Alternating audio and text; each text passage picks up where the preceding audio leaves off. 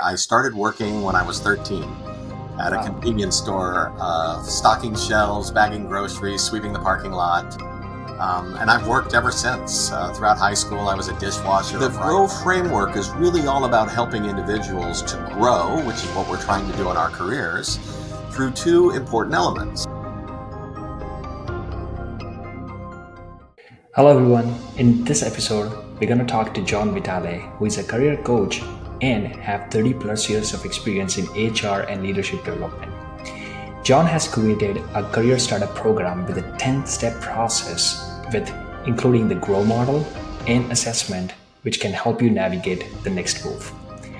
We also talk about the personal branding and networking and what it really takes to grow into leadership. If you're someone freshly out of the college looking for opportunities or even tenured in your professional journey and looking for the next move, this episode is for you.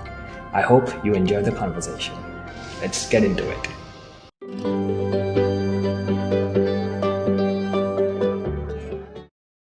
All right. Hey, John. Welcome to the podcast of Let's Figure It Out. Thank you. Thank you so much for taking the time today from your busy schedule. Quickly, I want to say or start the conversation with how are you today? Okay. Hi, Jeet. Well, thanks. First of all, thank you for inviting me. It's really a pleasure to join you. I'm doing great.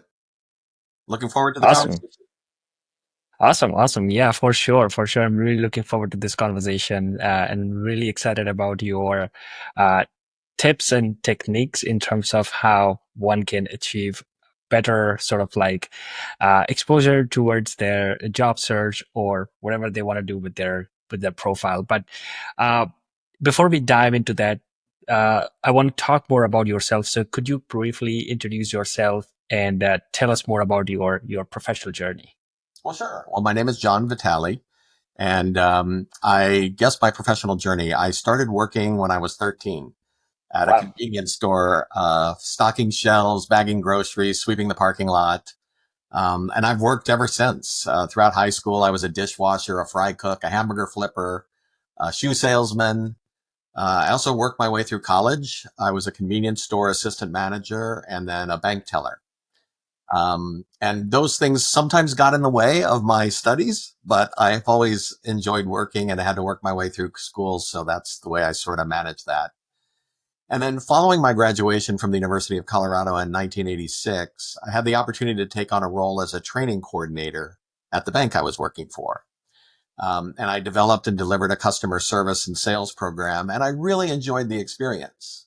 So for the first half of my career, that's what I did. I developed and facilitated programs in leadership development, communication, interviewing skills, change management, sales, all kinds of different things. And I did this work at places like the Federal Reserve Bank of New York, Walden Books, U.S. Tobacco, Zurich Reinsurance. And I really enjoyed it. But in the year 2000, I decided I wanted to make a career pivot. So I transitioned to more of a generalist HR role, which provided me the opportunity to spend the second portion of my career building and leading teams and implementing the human capital strategies at companies like Kodak, PerkinElmer, Cotiviti, and Serta Simmons Benning.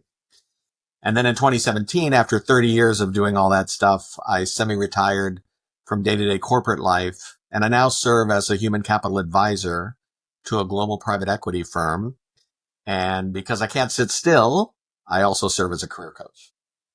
Awesome. Wow, that's a fascinating story. So we'd love to know more about or at least in short, about your experience when you say before your graduation, you worked into different roles, which was like retail. So you started from at the age of 13. So what was that one learning which is still with you in terms of from your first 2 to 3 different jobs before your graduation? What was those learnings which you can share with the audience? First of all, most of those were customer service jobs. So I learned the importance of customer service. And I worked with great managers and I worked with difficult managers, but they all sort of had one sort of guiding light, and that is the customer is first. We may give you tasks to work on in between, but focus on serving the customer. So that was always sort of the forefront in my mind. And the other thing I learned was, never be doing nothing. There's always something to do.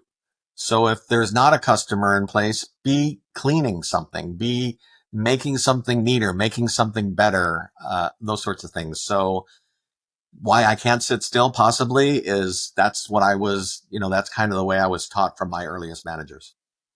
So just hearing from your overall experience, it feels like one thing which I'm pretty sure which can resonate to, I think it's resonate to everyone. It's like no job is a smaller job. Every job is important, and every job has some kind of value, whether it's a person who is working in a store versus a person who is sitting in a big, like window office in New York City, in a skyline and working as a VP. Everyone is doing something which is very important.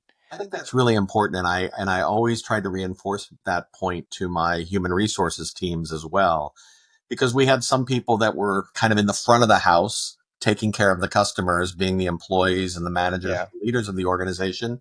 And we had people working in the back of the house, taking care of payroll and benefits and those sorts of things. And that point, Jeet, is exactly right. I would always make that point that though our roles are different and though the people we may be interacting with on a day to day basis is different, the work that we do is very important. And we should respect each other for that contribution. Yeah, absolutely. Well, one thing which I want to sort of like pin right now in terms of the bad managers versus the good manager, and we're gonna talk more about this part as well. We're gonna cover this, but I just want to call that out. Awesome. So you did mention about in 2017, you made a big decision of like creating something of your own and working for a human capital company, but still creating this program of yours for as a career coach. So talk to me more about like the first, what was the trigger point or sort of like the story behind that? How did you started creating this program for individuals? Sure. Well, I've always had a passion for leadership, and I always had as a personal vision to develop leaders. So I considered leveraging my professional experience as an executive coach for the next phase of my career. And as I was researching coaching certifications, I came upon a program focused on professional career coaching and resume writing. And this seemed like a better fit for me because over my 30 plus years of experience, I've interviewed, hired, coached, and trained hundreds of people. I've conducted several of my own job searches. And through my career, at many different times in my career, my professional colleagues, family members, and friends, because of the work that I did, asked me to look at their resumes or the resumes of their sons and daughters and offer advice on how to manage a job search or a career change. So I decided that career coaching seemed like a great way to apply some of the lessons from my own experience to help other people. So I completed a career coaching certification program, and I developed the career startup process. And I decided to focus on young people just starting their careers because that was really the focus of many of the requests for report I received and something from my own past that I could relate to. I also have a son and a daughter who were just launching their careers at that time. So I was also experiencing the challenges that they were facing in real time. That's true. That is true. So you actually sort of like shared the learning and your experience from all of your overall professional journey, what you faced, what kind of mistakes you made, and sort of like help individuals who are like either on a similar path or in a similar situation and help them out. And it's so nice that you are sort of help you kind of a process here. So you just mentioned about like the career process. Like, could you tell me more about like what exactly is this process and how do you help individuals to achieve the success? Well, I know from personal experience that it's sometimes difficult to sort through all of the noise and decide on a particular course of action. With a job search or a career change, it can be challenging and at times frustrating and maybe even frightening to navigate the process. So what I set out to do with the career startup is to help people feel more confident in their career decisions, and in their approach to finding a job or thinking about their careers, and to create a realistic and actionable plan for success. I'm a process oriented person, so I organize the career startup process into 10 steps designed to be completed over a period of 90 days. And my coaching process is structured around a model that I always used in my leadership work, which was the GROW model. Have you ever heard of the GROW model? Oh, but I'm very interested to know more about it. It's a model that was developed by a person named Sir John Whitmore. And it's a Okay. popular coaching framework that I've used for many different things in my career. And the acronym GROW stands for goal, reality, options, and way forward. And the GROW framework is really all about helping individuals to grow, which is what we're trying to do in our careers, through two important elements: heightening your awareness and focusing your action. So the awareness comes from increased focus on what you want to achieve, your goals, and an understanding of where you currently are in relation to your goals. That's reality. So the first four steps of my process really focus on creating that awareness of what you want to achieve, where you are, and also who you are. And then the action part of it involves really breaking down the next parts of the process into a set of steps. But it's also about helping you break through your own self-limiting mindsets about what you think you can do and not do, considering and reflecting on new possibilities. These are the options. And then selecting the actions that you're going to take and following through on those commitments. That's the way forward. And that really encompasses steps 5 through 9. Wow. So we'd love to know about this grow model a little bit more in detail. So how can someone apply this particular model in real life job situation, like when they're searching for a job, or like let's say if someone wants to switch careers, how can they apply this? So just write down the letters GROW on a piece of paper and first ask yourself, what do I want?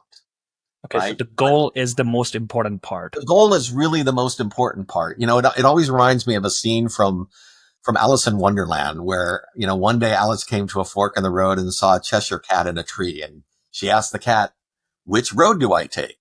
And the cat said, well, where do you want to go? And she said, I don't know. And he goes, then any road will do. So if you don't have clear goals about where you want to go or what you want to do, then just like Alice, we're going to be at a crossroads and not have some clear direction. So the goal is critical. And so when you're thinking about your own career search, whether you're just starting out or whether you're making a transition, start by thinking about, what do I want, both for the near term and for the long term. And that's really what I do with the people that I work with, is we take some time to really think about goals and values and interests. And these things are hard for people typically. I sometimes have people drop out of the process because the thought of having to think about what do I want can be paralyzing. But for those who do it, one of the things that they sometimes will say to me is, I've never taken the time to actually ask myself what I want and actually focus on that. And that focus really makes a big difference.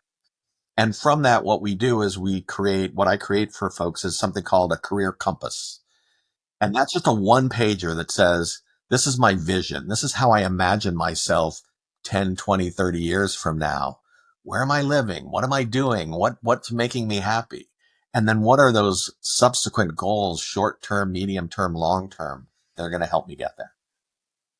And all that's really important because you can't start thinking about what job do I want until you think Yeah. about what life do I want? That is so true. So I have a follow-up question on that.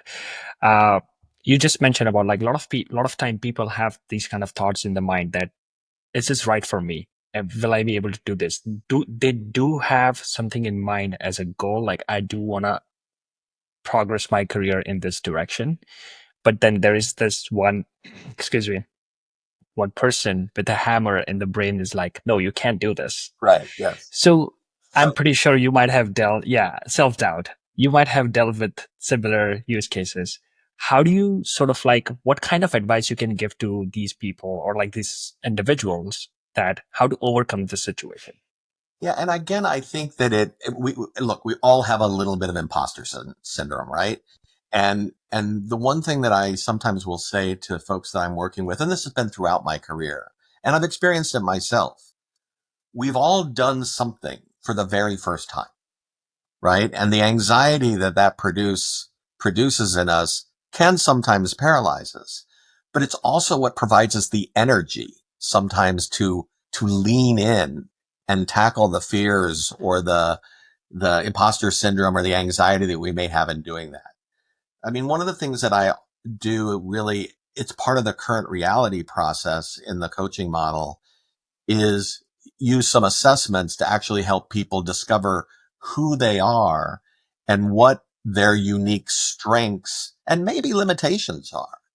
And I have found that through that process, um, people can validate their own person. Like, it's okay. Like, if one of the assessments that I use is called the Type Finder, and it's really based on the Myers-Briggs type indicator.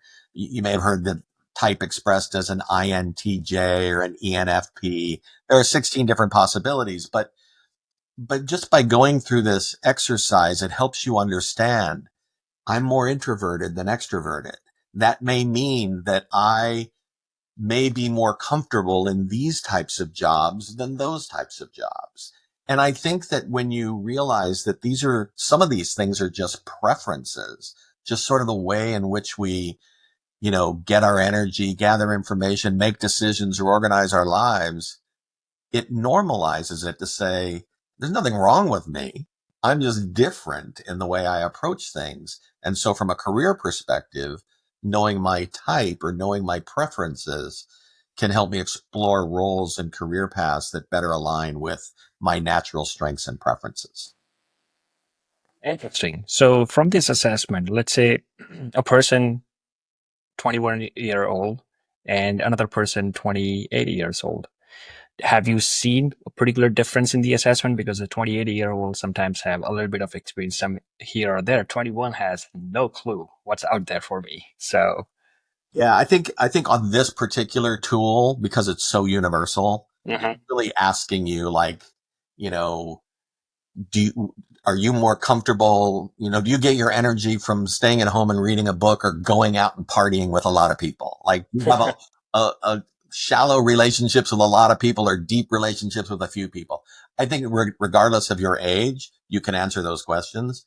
They may evolve over time, and you may, like, I'm an introvert, but I had a career where I was standing in front of rooms teaching leadership skills. So I had to learn how to lean into that area of discomfort to become effective in that type of role.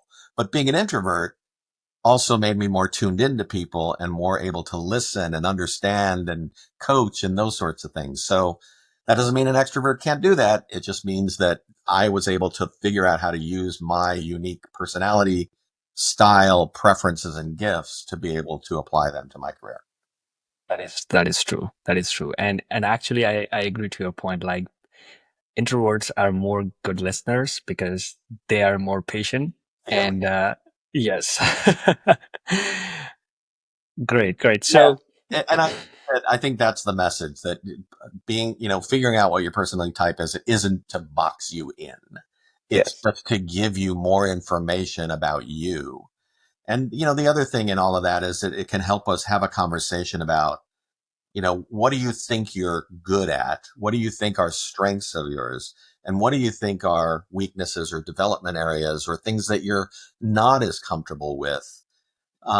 Just so that we can explore those things and figure out, again, how do we think about those things as we're navigating ourselves on our career journey?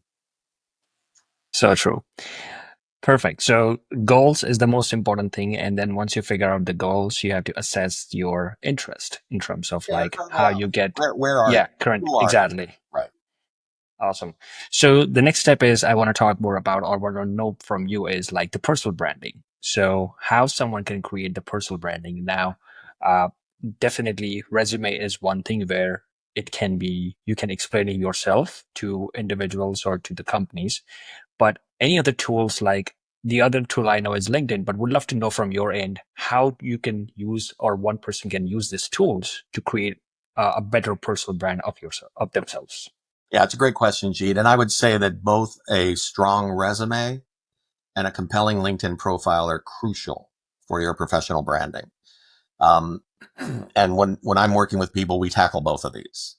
And this kind of moves us into the options phase of the career startup process, because there's so many options in terms of the way you construct your LinkedIn profile, the way you build your resume, how you're going to go about your job search, that it makes sense to spend a little bit of time here. So here's the way I think about LinkedIn. And when LinkedIn was introduced in, I don't know when it was, the late 90s or something like that, it was amazing because it was, before that we were secretly posting our resumes on Career Builder or something like that, hoping that our boss didn't catch us. And now we can all just publicly describe who we are and market ourselves at all times, which is wonderful. And that's what LinkedIn really is. It's accessible to recruiters and potential employers 24/7. It allows you to be seen by those employers. And when it's well constructed with searchable keywords, it helps you stand out in the crowd. So I will say that one of the first areas that I work with folks on is that LinkedIn profile. Because if your LinkedIn profile just contains a listing of your current job and title, but it doesn't contain any information about the value you're adding in your current role or have added in your prior roles, it's really not serving you well. There's a lot of resources out there for how you can enhance your profile, but the most important thing to do is to add a short paragraph under each role describing how you add value. And in that paragraph should be searchable keywords, because when recruiters and hiring managers are looking for talent, they go to LinkedIn and they're not searching for your name because they don't know who you are. They're not searching for your company or your job title necessarily. They're probably putting in keywords like, customer implementation or sales engineering or something like that, that allows a whole bunch of profiles to pop up. And then they look at your experience and they make determinations about whether or not you're going to meet the criteria for the essential functions of that job. So That's LinkedIn is critical. It is. It is critical. And in when the time right now where we are right now with AI and everything, it's pretty important to have a strong profile if you're searching or if you're even looking to change. The next question is also connected to LinkedIn and more towards networking, because you just mentioned about one thing, keywords. That's one way of where employers will be searching. But from the other side, when an individual is looking for some other change or something, I believe network is something which makes a huge impact. Absolutely. So what's your advice on like creating network? And this is more for people who are a little shy, that should I click that connect button or should I just wait because I don't know that individual? Yeah. So the connect button on LinkedIn is an interesting thing. It would not be my preferred way of networking to just cold call someone on LinkedIn. I know that you and Seema talked about networking a little bit in your last podcast, and I thought that was a very good conversation. Um, but networking is also very important and is really a part of the way forward process as well. Sure. Um, yes, networking is hard for introverts, especially when we talk about networking as going to conferences or going to events and those sorts of things. I mean, that just strikes fear in my heart. However, if you think of networking, it's not about begging friends, family members, or complete strangers for a job. It's really the process of making connections and building relationships to learn, and uncover and gain new information. 70% of job opportunities are probably not posted. They're in the hidden or invisible job market, or somebody that you may be networking with knows about a job that's going to be coming up soon because they know somebody's leaving or because they got additional budget material. So you could actually get inside information of a job opportunity before you have to compete with the 500 or so other people that are applying for that job. And so I've also learned about networking is that as human beings, we're wired to connect with each other. So if you reach out to me to network just to gather information, I'm wired to want to help you. Most of us are wired to want to help each other. Not everybody, but if you reach out to me and ask me to get you a job, I'm probably less likely to respond. So I think it's important to know how to use networking and how to make sure that when you do leverage somebody's time or take somebody's time for a networking conversation, that you're prepared. That's Um, true. there's a book out there. I refer a lot of people to this. I don't know if you can see it. 20-minute 20 network. minute networking meeting. And I think 20 minutes is too short. I think you probably need 30. But the idea behind what's in that book is that it helps you figure out, how do I organize my thoughts so that I can use a person's time wisely and accomplish my goals in that networking meeting. That's very sort of like connected to what my experience is with networking, because before my first job, I used to just consider like LinkedIn or any kind of like social media connection as like more kind of a networking approach. But when I started my job, my first job was also in pre-sales. So I used to go to a lot of trade shows, and at the trade shows you meet like ton of different people, and it could be your customers, it could be competitors, it could be any person interested. When we exchanged that card at the first trade show, I was like, what exactly I'm going to do with this card? Right now in the digital world, I'm not going to do anything. But then down the road, after two and a half years, I realized that how important that is, because if you want to grow your sales, if you want to grow if you want to start your own business, these are the free network. These are the free sort of like contact list you're getting. And it's so important because you never know which individual is going to help you out down the road in the future. And their network, there's a concept of the strength of weak ties. Yes. And sometimes the strong ties are maybe less valuable to you than the weak ties, the people that they refer you to that can actually help you down the road. I think there is, I often encourage people to use LinkedIn on the back half of a meeting rather than the front half. So after you've exchanged those business cards or met people at your trade shows or your conventions, use LinkedIn to say, hey, it was a pleasure meeting you. Thank you for taking the time to talk to me. I've also encouraged people to use LinkedIn as their way of sending thank you notes Yes. following interviews, Yeah. because that is a nice way to get somebody to accept your connection and potentially get access to their network. That is true, because sometimes you, if you are, excuse me, if you have a phone call and you don't have their email, so how do you convey the things after the interview? And LinkedIn is the main source where you can just at least send out that message and put it in their inbox. Awesome. So great insights on LinkedIn and networking overall. Couple words I about have, resumes too. I don't want to leave that out, but just on your resume, resumes are still important. They're still used inside of corporate America. That is usually the tool that you have to put into the applicant tracking system. They don't ingest LinkedIn all the time if they're using that. And so just make sure that your resume is visually pleasing. You, I think, mentioned in your last podcast that recruiters spend about 15 seconds on a resume. That's generous. It's more like 7 to 10. Um, but I think that if I look at a resume and it's visually pleasing, I'm going to want to read it. It's got white space in it. If it's really dense and in very small type and just a lot of words on it, and I have to trudge through it, I'm going to set it aside. It's not going to get those 7 seconds. So first thing is make sure when you look at your resume, it looks pleasing, and that it's in bullets, and it's, every word tells. There's no wasted words in there. yeah, make it stand out clean so it's visible for your betterment. So Uh, great. So I have a couple of questions on that pin, which we just we put it in the beginning of the conversation about the leadership. So let's say if someone's an aspiring leader, that they're trying to get into leadership, what are some skills or what are some things they should start doing, or they should start like adding in their resume or in their profile, or like build their profile in a way which can help them to achieve that goal of leadership?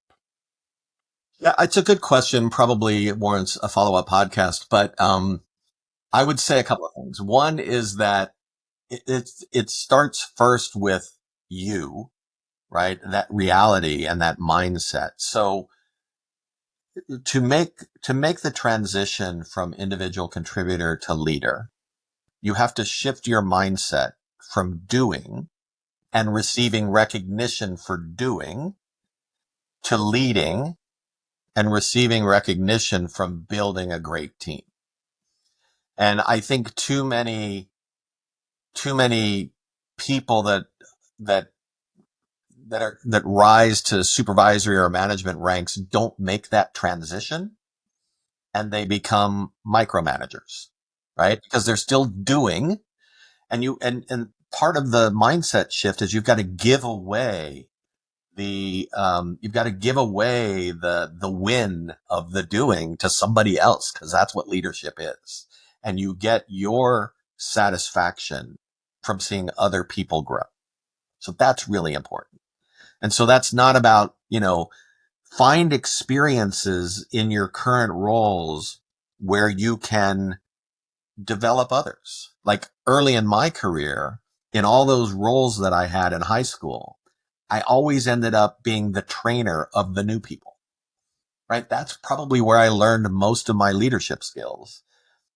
I was good at my job. I was good as a doer, but I was also willing and wanted to make other people good doers, right? And so that's kind of a fundamental of leadership.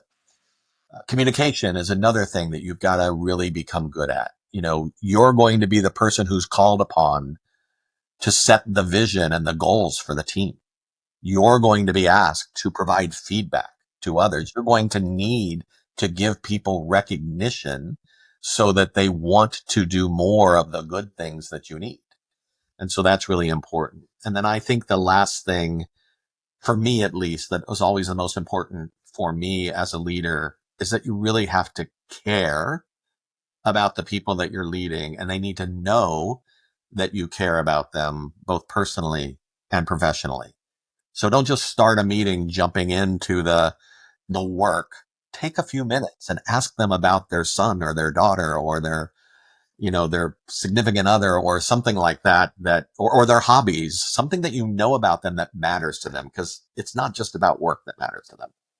That is so true, because recently I had my new manager, and uh, he's this is his first kind of role as a manager, and now he's also learning these things. But the way he interacts with the whole team is like, for the first 7-8 minutes of the 30 minutes meeting, he even don't even bring out the work. He'll just ask about, like, what did you do on the weekend? What this looks like. He even ask me about, like, how does your podcast go? So sort of like, it's so connected, and we feel more sort of the relationship is not more like a manager and an individual contributor. Exactly.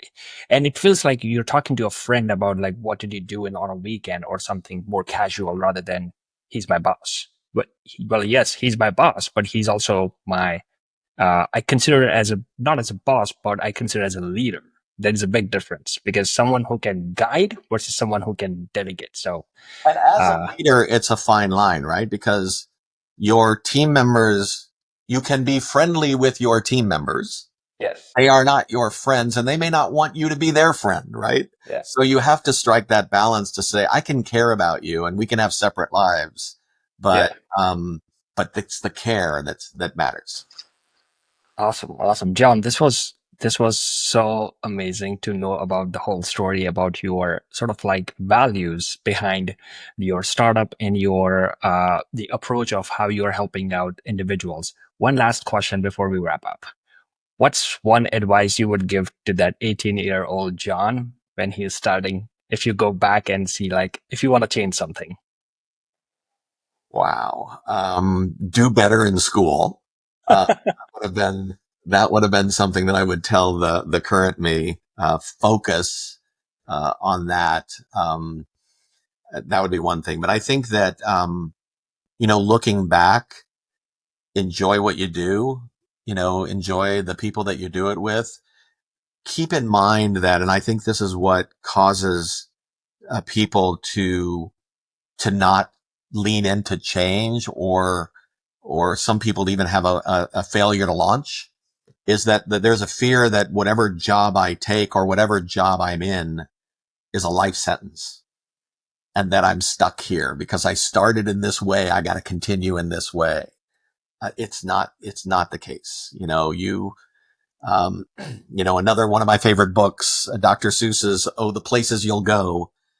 He says, you have brains in your head, you have feet in your shoes, you can steer yourself any direction you choose. And that's what I would say. Use the brains in your head to make informed decision about how to leverage your skills and seek opportunities to learn and grow. Use the feet in your shoes to be proactive, set clear goals and take steps to achieve them, and steer yourself in any direction you choose. Remember that you're in control of your career. Don't be afraid to explore new opportunities. The job you have isn't a life sentence. If it's not fulfilling you, pivot when necessary and pursue your passions.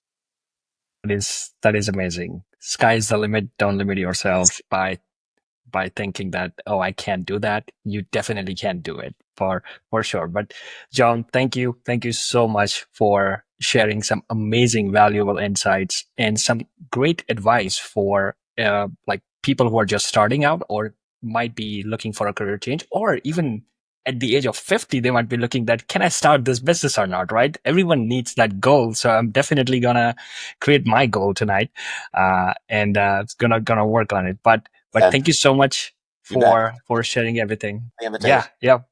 Thank you so much for the time, and probably just like you mentioned on a leadership, we're gonna do another podcast for sure. Awesome. Thank you so much. You bet. Take care. Bye. Bye.